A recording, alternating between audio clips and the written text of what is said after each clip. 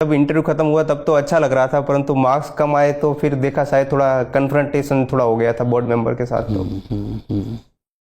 मैं सारे कैंडिडेट्स को यही कहता हूँ, क्योंकि आप बहुत अच्छे कैंडिडेट हो। जी सर।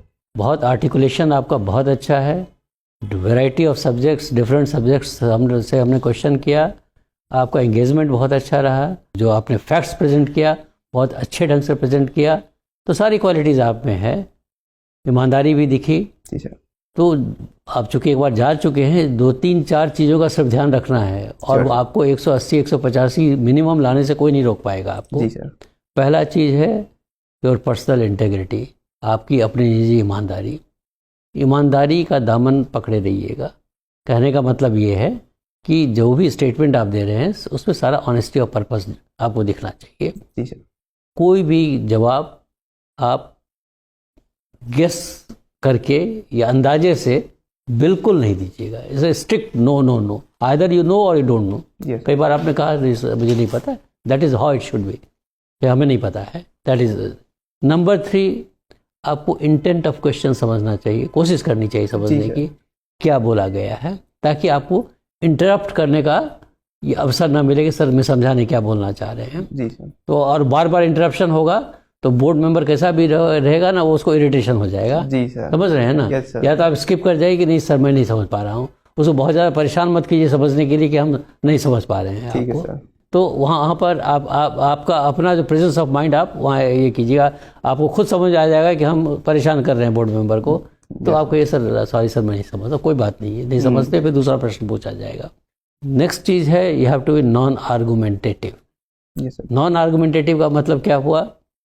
मैंने कहा नहीं गांधी जी ने तो ऐसे कहा था। आप कहे नहीं सर गांधी जी तो ऐसे कहा था। वो नहीं कैसे कह रहे हैं आप, तो ऐसे कहा था। नहीं सर आप फिर मैं कह रहा हूँ आप, this is what is called argument, isn't it? आपने कहा कि गांधी जी ने ऐसे कहा, मैंने आपको काउंटर कर दिया, आप चुप हो जाइए। इवन if आपको लगे कि मैं बेवकूफ़ी वाली बात कर रहा हूँ, आप चुप हो जाइए, आप कुछ नहीं बोलिएगा। अनलेस मैं कहूँगा कि भाई आप मेरी बात मान रहे हैं ना, तब आप कह सकते हैं सर मेरा जो सीमित ज्ञान है उस ज्ञान के अनुसार मेरा ये व्यू पॉइंट है सर, बस इतना ही कह के चुप जाइएगा। आप सही हैं, आप गलत हैं, जो भी है नहीं। अब मतलब वो टोन जो होना चाहिए ना, आप तो गुजरात के हैं, आपको पता होना चाहिए कि टोन जो है बहुत ही हम्बल होना चाहिए। कहीं ना कहीं ट्रेस भी नहीं लगने दीजिएगा कि हम आर्गुमेंटेटिव लड़के हैं, ठीक है ना, नेवर एवर। तो ईमानदारी हो गया, आपका नॉन आर्गुमेंटेटिव हो गया, इंटेंट ऑफ क्वेश्चन हो गया, बैलेंस्ड व्यूज़ दीजिएगा। कोई भी ऐसा इश्यूज आता है अगर उस पर बैलेंस्ड व्यूज़ आप दीजिएगा। कम्युनिकेशन स्किल आपका काफ़ी अच्छा है, हिंदी में आप बोलना चाह रहे हैं, हिंदी आपकी अच्छी। अंग्रेजी में बोलने में कोई तकलीफ है आपको? सर लास्ट टाइम मेरा इंग्लिश ही था, तो मुझे लगा उतना इंग्लिश में मैं बोल सकता हूँ, परंतु जो एक्सप्रेशन ऑफ माय थॉट्स होते हैं ना उतना थोड़े से प्रॉब्लम होते हैं। ठीक है, तो लास्ट इंटरव्यू क्या पूरी हिंदी में चली आपकी या इंग्लिश में भी चली? इंग्लिश में था सर, टोटल मैंने इंग्लिश ही सिलेक्ट किया था। आपसे इस बार भी ऐसा हो सकता है कि कोई मेंबर अंग्रेजी में प्रश्न पूछे, और अगर आपको लगे कि हम अंग्रेजी में अच्छी जवाब दे सकते हैं तब तो आप अंग्रेजी में दीजिएगा, नहीं तो फिर हिंदी आपने चुना है, आप हिंदी में जवाब दे सकते हैं। सर ये प्रॉब्लम नहीं है, शायद मुझे हिंदी इतनी फ्लुएंटली आती नहीं है, तो थोड़ा थोड़ा इंग्लिश वर्ड भी साथ में आ जाते हैं। उसमें कोई दिक्कत नहीं है, उसमें कोई दिक्कत नहीं। बट मान लीजिए मैं तमिलनाडु से हूँ, मैं बैठा हुआ हूँ यहाँ एज ए मेंबर बन के, तो मुझे उतनी तकलीफ होगी अंग्रेजी हिंदी बोलने में जितनी तकलीफ दूसरे किसी को होगी हिंदी स्टेट वाले को।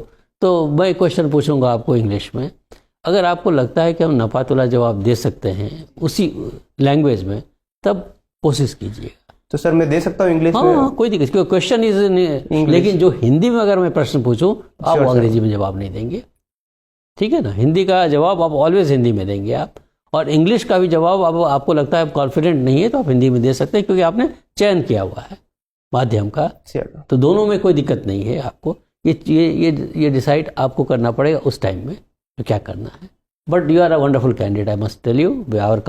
This collective wisdom says that you are a good candidate and you will do well in the exam. You have done well in your written examination means, yes, तो आपको अच्छे नंबर आएंगे, पिछले की अपेक्षा इस बार डेफिनेटली अच्छे नंबर आएंगे आपको। All the best. Thank you sir, thank you.